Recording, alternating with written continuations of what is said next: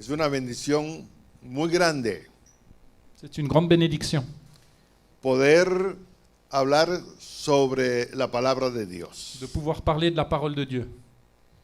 Y el tema que vamos a hablar hoy Le sujet qu'on va traiter aujourd'hui tiene que ver con los testimonios que hemos escuchado. a à voir avec les témoignages qu'on a écoutés aujourd'hui.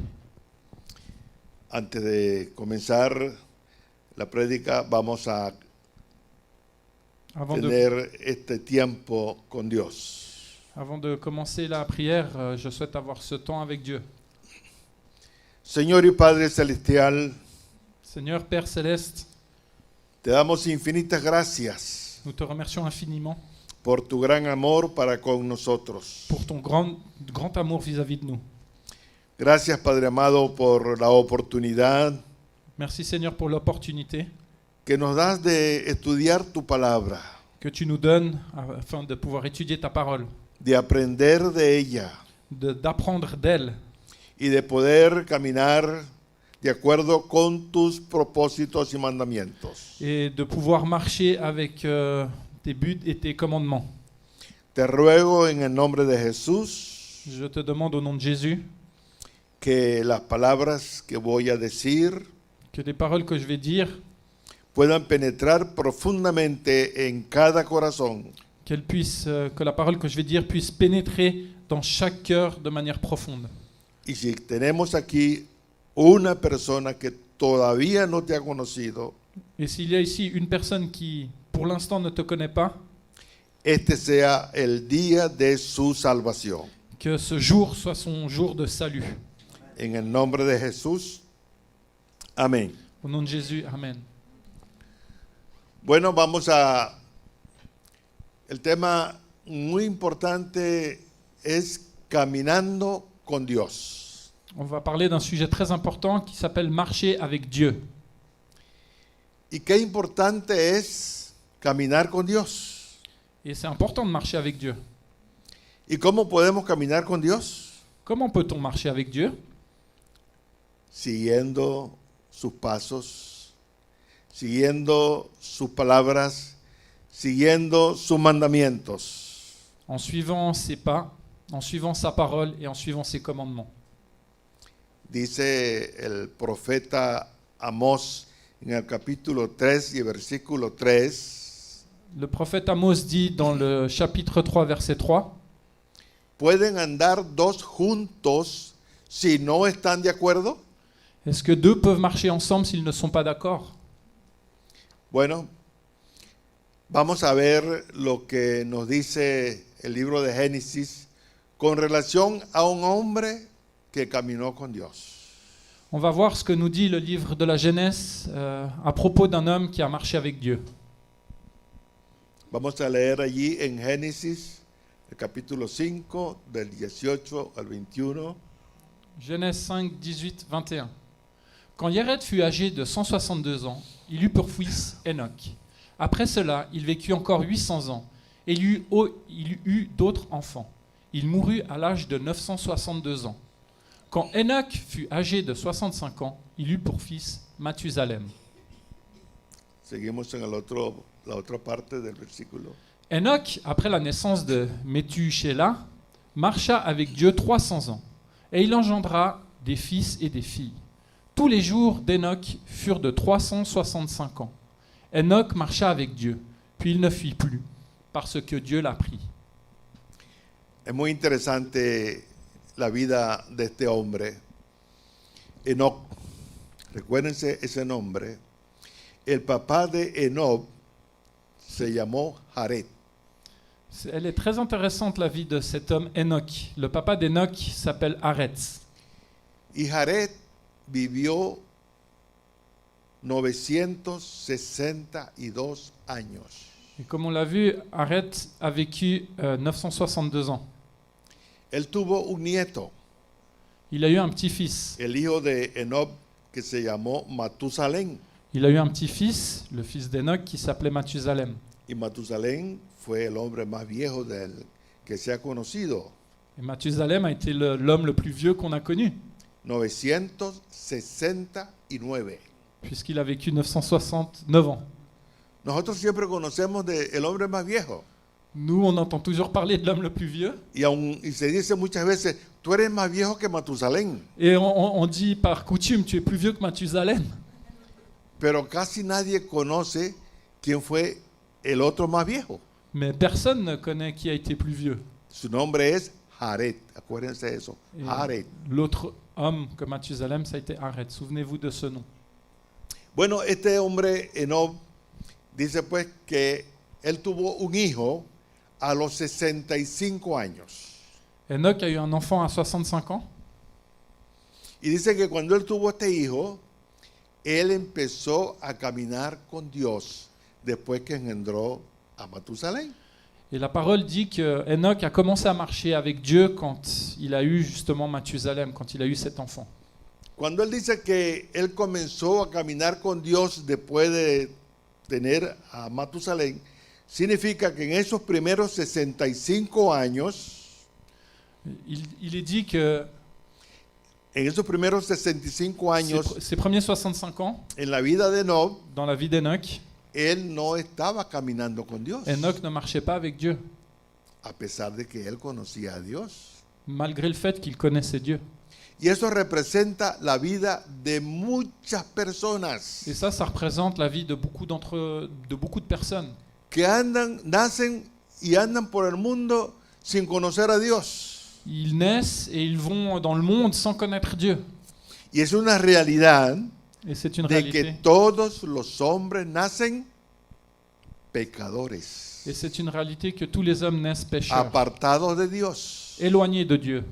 Y llega un momento en la vida del hombre que él le pasa algo que se transforma y comienza a caminar con Dios. Et il y a un moment dans la vie des hommes où il lui arrive quelque chose, il est transformé et il commence à marcher avec Dieu. Bueno, eso pasó con Enoc. Ça, c'est arrivé avec Enoch. Él cuando tenía 65 años, Quand il eut 65 ans, tuvo un hijo llamado Matusalén. il a eu un enfant qui s'appelait Mathusalem. Y eso cambió la vida de Enoc. Et ça a changé la vie d'Enoch.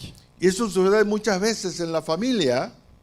Cuando tienen su primer hijo, Ça arrive beaucoup dans beaucoup de familles quand on a notre premier enfant. hay cambios profundos muchas veces en la familia. Il y a des changements profonds dans la famille. Hay un nuevo ser en la casa. Il y a un nouvel être dans la maison. Hay que alimentarlo, Il faut lui donner à hay que manger. cuidarlo, Il faut en prendre hay soin. que educarlo. Il faut l'éduquer. O sea, pues que el hombre se transforma. Voilà, c'est ça qui fait que l'homme se transforme. Eso le pasa a todas las familias. Ça arrivait dans toutes les familles. Pero dice la palabra de Dios Mais la parole de Dieu dit, que cuando nació Matusalén, mais quand Mathusalem est né, Enoc comenzó a caminar con Dios. la parole dit que quand Mathusalem est né, Enoch a commencé à marcher avec Dieu. Es decir, se convirtió. Ça veut dire qu'il s'est converti. Es lo que nos pasó a todos nosotros. C'est ce qui s'est passé à chacun d'entre nous ici. Nacimos pecadores, On est né pécheurs, pero llegó un momento mais il est arrivé un moment en que aceptamos a Cristo où on a accepté Christ. y Él transformó nuestras vidas Et il a transformé nos vies. y comenzamos a caminar con Dios. Et on a commencé à marcher avec Dieu. Ahora, es muy interesante en este hombre cómo, porque la Biblia no nos dice lo que pasó realmente, C'est très intéressant. pero sí nos da algunas pistas. C'est très intéressant parce qu'en fait, on ne sait pas exactement ce qui s'est passé. La ¿Por Bible, qué? elle nous raconte, mais elle nous explique pas exactement. Elle nous donne quelques pistes Por el nombre que le puso a su hijo. à travers le nom qu'il a eu. Dios le dio a Enoc una noticia después que le puso el nombre a su hijo, y quizás fue por eso que le puso ese nombre Matusalén. Dieu a parlé à Enoch quand il a donné le nom de son fils Mathusalem. Matusalén significa Mathusalem signifie al morir vendrá el fin. à la mort viendra la fin. Otro nombre podría ser al morir À mourir, vendrá el diluvio. à la mort viendra le déluge. Entonces, fíjense lo que le dijo Dios a Enoch. Vous vous rendez compte de ce qu'a Al dit Dieu morir à Enoch? ese niño, la vida del mundo se acabará. Dieu a dit à Enoch que quand Mathusalem mourra, Y esa le monde noticia, terminera. transformó la vida de Enoch, Et cela a transformé la vie d'Enoch. porque ahora él tenía que cuidar ese niño como cuidar su vida. Parce qu'il savait que comme il allait mourir, il devait en prendre soin. Ouais. Imagínense ustedes esa noticia que le diga Dios a usted, la vida del mundo es la vida de ese niño. La vie du monde est dans cet enfant. Si quelqu'un vous dit ça, imaginez comment vous êtes. Imagínense cuando ese niño le da una gripecita, tremendo miedo que tendría Enoch, ¿verdad? Imaginez-vous comme il a dû avoir peur, Enoch. Ahora, pero fíjense la misericordia de Dios, Mais regardez la miséricorde de Dieu. que Dios le dio oportunidad al mundo antiguo Que Dieu a donné l'opportunité au monde ancien de arrepentirse de se repentir. y le dio a ese niño Et il a donné à cet enfant, el tiempo más largo il a donné une longue vie à cet enfant. para que el hombre se arrepintiese. Il a donné une longue vie à cet enfant pour que le monde puisse se repentir. Por eso fue lo que más vivió C'est pour, Matusalén. c'est pour ça que c'est lui qui a vécu le plus longtemps. 969 años, casi 1000 años. 969 ans, pratiquement 1000 ans. Pero el mundo no se arrepintió. Mais le monde ne s'est pas repenti. Dice la Biblia que en ese tiempo los pensamientos de los hombres era de continuo el mal. La Bible dit De que todos los hombres. la Bible dit à cette époque, les pensées des hommes étaient continuellement mauvaises, de tous les hommes.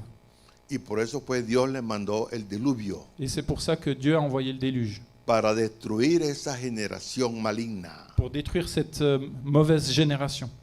Cette Aunque mauvaise luego génération. Dios se arrepintió y dijo, no destruiré más la tierra con un diluvio. Même si Dieu s'est repenti et il a dit qu'il ne détruira plus jamais la terre avec un déluge.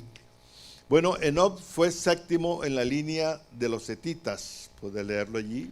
Enoch était le septième dans la lignée des Sétites. Chaque génération a vécu son temps désigné. Puis, ayant achevé leur jour, ils moururent. Él murió. Dice que Enoch fue el primer hombre que no murió. La Bible, Enoch dit, fue el primer hombre que no murió. la Bible dit que Enoch a été le premier homme qui n'est pas mort. La formule emphatique, puis il mourut, qui se trouve à répétition dans ces généalogies, fait écho à Romains 5,14. La mort a régné depuis Adam jusqu'à Moïse. La seule exception à cette règle fut le cas d'Enoch. Una sola excepción. Todos los hombres en esa generación de Enoch que vivieron 800, 900 años, vivieron la mayoría de los hombres antes de Enoch, todos ellos murieron. Une seule fois, une seule exception. Toutes les générations qui ont vécu au temps d'Enoch, qui ont vécu 700, 800, 900 ans, ils sont tous morts, sauf Enoch. Après qu'Enoch ait engendré Mathusalem, il vécut encore 300 ans à marcher avec Dieu. Mais au lieu de dire la simple phrase mort, on nous répète une deuxième fois qu'Enoch a marché avec Dieu et ajoute, il a disparu parce que Dieu l'a enlevé. Bueno, fíjense, muy interesante esto, que después que nace este niño a los 65 años que tenía Enoch, dice que él vivió 300 años después y desapareció porque Dios se lo llevó. Regardez ce qui est intéressant, c'est qu'après la naissance de Mathusalem, il dit qu'il a encore marché 300 ans avec Dieu et après Dieu l'a pris.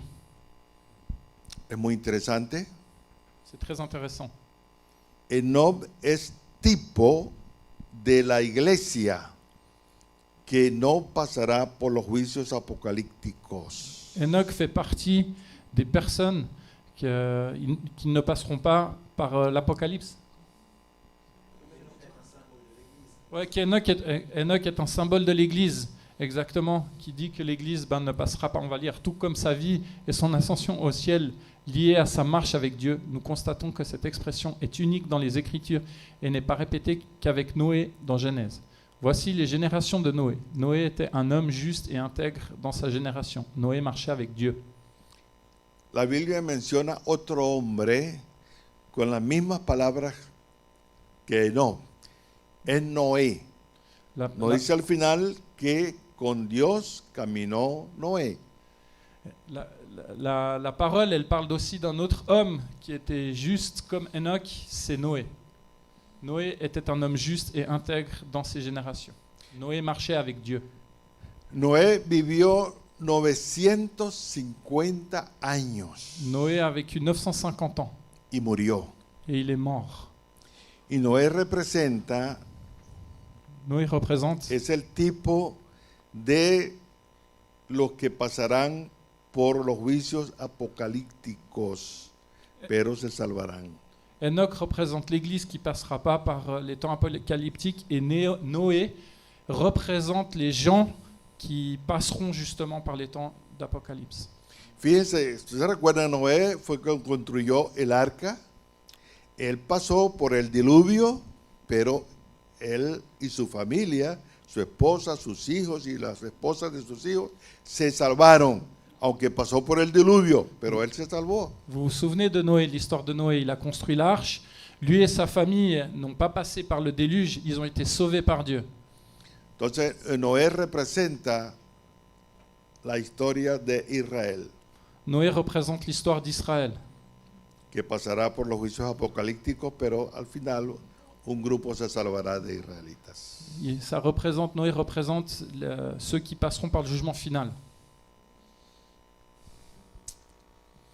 La vie, le travail et l'enlèvement d'Enoch sont également expliqués dans l'épître aux Hébreux 11, 5. C'est par la foi qu'Enoch fut enlevé de sorte qu'il ne vit pas la mort, et on ne le trouva plus, parce que Dieu l'ayant enlevé, l'avant enlevé. Car avant son enlèvement, il avait reçu le témoignage qu'il était agréable à Dieu. Fíjense que es muy importante lo que dice que por la fe Enoc fue traspuesto. O sea, Enoc fue un hombre de fe. C'est très, Él creyó a Dios y creyó en Dios. c'est très important ce qui est écrit là parce que il est écrit que c'est par la foi qu'il a été enlevé. Enoch croyait en Dieu. Il croyait Dieu. Y él caminaba todos los días con Dios. Et il marchait avec Dieu tous les jours.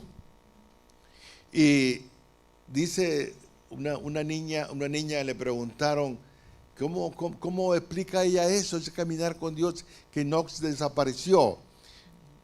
À une petite fille, elle demande, mais comment ça, Enoch, il a disparu? Il a été pris. La niña dijo, bueno, como todos los días Enoc caminaba con Dios. On a demandé à la petite fille et la petite fille a répondu, comme Enoch marchait tous les jours avec Dieu. Un día caminaron tanto, Un jour, ils ont tellement marché que se fueron muy lejos de la casa de Enoc. qu'ils sont allés tellement loin de la maison d'Enoch.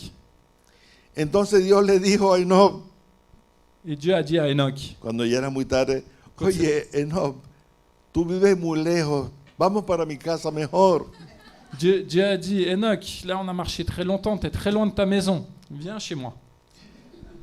Y así pues Dios se llevó a Enoc Et, c'est para comme el cielo. ça. Et la petite fille, elle explique comme ça que Enoch a été emmené par Dieu. Son élèvement était comparable à celui d'Élie. 2 Rois 2, 1, 12. Il arriva que lorsque le Seigneur voulut élever Élie dans un tourbillon vers le ciel, enlever Élie dans un tourbillon vers le ciel, Élie vint avec Élisée de Gilgal. Et il arriva que pendant qu'il allait et parlait, voici un char de feu avec des chevaux de feu sépara les deux. Et Élie monta au ciel dans un tourbillon. À la vue d'Élisée, il s'écria, mon père, char d'Israël et ses cavaliers. Puis il ne le vit plus. Saisissant alors ses vêtements, il les déchira en 2 morceaux. Este fue el segundo hombre que no murió. Ça, c'est le deuxième homme qui n'est pas mort. el profeta Elías. le prophète Élie. Y es muy interesante porque cuando Elías fue arrebatado también, C'est très intéressant parce que Élie, quand il a été emmené, él sabía que iba a ser arrebatado. il savait qu'il allait être enlevé, emmené. Y los hijos de los profetas también sabían que Elías iba a ser arrebatado. Et les enfants du prophète savaient aussi qu'il allait être enlevé. Esa es la diferencia con Enoch. Enoch no lo sabía. C'est la différence avec Enoch. Enoch ne le savait pas, Aquí Elías sí lo sabía. mais là, Élie le savait. Y Elías fue arrebatado en un torbellino con carros de fuego de caballos. Et Élie a été enlevé dans un tourbillon de feu avec des chars et des cavaliers. Entonces también Elías representa a los creyentes como nosotros que sabemos que habrá un arrebatamiento. Élie représente les croyants comme nous qui savons qu'il va y avoir un enlèvement. Hay muchos, mis hermanos, hay muchos. Y muchas iglesias evangélicas no creen en el rapto, en el arrebatamiento. Beaucoup d'églises évangéliques, malheureusement, ne croient pas dans l'enlèvement. Pero ellos serán como Enoch, Mais eux, ils seront comme Enoch. serán trasladados aunque ellos no crean en eso. Mais ils seront emmenés même s'ils ne le croient pas. Y nosotros somos como Elías. Nosotros sí sabemos que habrá un arrebatamiento. Et nous, on est comme Élie, on sait qu'il va y avoir un enlèvement. Y estamos caminando con Dios. Et est-ce qu'on est en train de marcher avec Dieu? Esa es la pregunta importante. C'est une question très importante. Hay otro caso más. Il y a un autre cas. Une autre référence intéressante se trouve dans l'ascension de Jésus, Acte 1, 10, 11. Et pendant qu'il, ses disciples, regardaient vers le ciel comme ils s'en allaient, voici deux hommes vêtus de robes blanches se tenaient à côté d'eux et leur dirent aussi: Hommes de Galilée, pourquoi regardez-vous au ciel? Ce Jésus qui a été enlevé au ciel du milieu de vous reviendra de la même manière dont vous l'avez vu monter au ciel. Bueno, en este tercer caso Dans ce troisième cas de arrebatamiento, d'enlèvement, que es el caso de Jesús, c'est le cas de Jésus. él murió, Il est mort, resucitó il a ressuscité y ascendió. et il s'est élevé. Aquí representa por completo todos los que son de Cristo. Et là, ça représente vraiment tous ceux qui sont du Christ. Los muertos en Cristo van Les morts vont en premier ressusciter. y los vivos, Et les vivants, juntamente con los muertos vivos resucitados, en même temps que les morts qui ont ressuscité, seremos arrebatados. seront enlevés. Qué interesante, ¿verdad? Pero lo importante que tiene este arrebatamiento, esta ascensión de Jesús, es que estaban él con sus discípulos. Ce qui est important, c'est de ne pas oublier que là, Jésus il est avec ses disciples. Fíjense, en el caso de Enoch no había nadie. Dans le cas d'Enoch, il n'y avait personne. En el caso de Elías estaba Eliseo, que lo vio. Dans le cas d'Élie, il y avait son fils Élisée. qui Y en l'a el vu. caso de Jesús estaba con sus discípulos, que lo vieron. Et dans le cas de Cuando Jésus, Jesús iba ascendiendo. et dans le cas de Jésus, il y avait ses disciples qui l'ont vu monter au ciel. Y estando los discípulos viendo hacia el cielo cómo Jesús se iba, y se quedaron viendo y viendo y viendo, Les, hasta que llegaron unos ángeles et les disciples étaient en train de regarder comment le Seigneur montait, et ils regardaient, jusqu'à ce que des anges descendent. y le dijeron: varones galileos, Et ils dirent, hommes galiléens, ¿por qué estáis mirando al cielo? pourquoi vous regardez le ciel? Ese Señor Jesús que ha ascendido Ce Seigneur Jésus qui vient de monter volverá nuevamente así como subió. reviendra, Amén, ¿verdad? reviendra exactement de la même Qué manière qu'il est parti. interesante. Amen. Bueno, ahora tenemos una cuarta arrebatamiento. Et là, on a un quatrième enlèvement. Este cuarto arrebatamiento es el que estamos esperando. Ce quatrième enlèvement, c'est ce que nous sommes en train d'attendre. Vamos a ver qué dice ahí. Nous trouvons aussi dans les Écritures un autre enlèvement à l'image d'Enoch et d'Élie, celui des croyants en Jésus-Christ au moment de l'enlèvement. 1 Corinthiens 15, 51-52. Voici, je vous dis un mystère. Nous ne dormirons pas tous, Mais nous serons tous transformés en un instant, en un clin d'œil, à la dernière trompette, car la trompette sonnera, et les morts ressusciteront incorruptibles, et nous serons changés. Esto es el cuarto arrebatamiento, Ça, c'est le quatrième enlèvement, que será para todos los que hemos creído en Cristo hasta ahora. Ça, ce sera le quatrième enlèvement pour tous ceux qui ont cru en Christ. Dice que es un misterio. Il est dit que c'est un mystère. Dice que los muertos en Cristo resucitarán Il est dit, primero. il est dit que les morts en Christ ressusciteront en premier. Y los que estemos vivos seremos transformados. Et ceux qui sont vivants seront transformés. Y juntamente con los resucitados, Et en même temps que ceux qui ont ressuscité, iremos al encuentro de Jesús, on ira à la rencontre de Jésus, que Él ha venido hasta el aire. qui est venu. Qué bueno, ¿verdad? C'est bon, hein? Y todo eso, mis hermanos, es para todos los que estamos caminando con Dios. Et ça, c'est pour tous ceux, mes frères, qui marchent avec Dieu. Seguimos allí. Car le Seigneur lui-même a un signal donné à la voix d'un archange et au son de la trompette de Dieu, descendra du ciel. Et les morts en Christ ressusciteront premièrement. Ensuite, nous les vivants, qui serons restés, nous serons tous ensemble enlevés avec eux sur des nuées à la rencontre du Seigneur dans les airs. Et ainsi, nous serons toujours avec le Seigneur. Consolez-vous donc les uns les autres par ces paroles. 1 Thessaloniciens 4, 16-18. El otro. Pour vivre en présence de Dieu, nous devons marcher avec lui, chaque jour de notre vie sur terre. Et nous le faisons par la foi, puisque sans la foi, il est impossible de plaire à Dieu. Car celui qui vient à Dieu doit croire qu'il existe, qu'il récompense ceux qui le cherchent. Hébreux 11, 5. Bueno, concluimos con esto, mis hermanos. Pour conclure, Estamos esperando la venida del Señor en el aire. on est en train d'arriver, on est en train d'attendre, mes frères, la venue du Seigneur dans les nuées. Cuando eso suceda, Quand cela arrivera, vamos a escuchar una voz de arcángel on va entendre la voix d'un archange y una voz de trompeta. et le son d'une trompette. Y en ese momento seremos arrebatados. Et à ce moment, on sera enlevé. Pero para ello tenemos nosotros que estar caminando con Dios. Mais pour cela, mes frères, nous devons marcher avec Dieu. ¿Cómo caminamos con Dios? Comment marcher avec Dieu? Porque Dios es espíritu, Él no se ve. Parce que Dieu est esprit et on ne le voit pas. Dice la Escritura que tenemos que hacerlo por fe. L'Écriture dit que nous devons le faire par la foi. Y dice que nosotros los cristianos que tenemos que andar por fe y no por vista. Et il est dit, nous, chrétiens, nous devons marcher par la foi et non pas par la vue.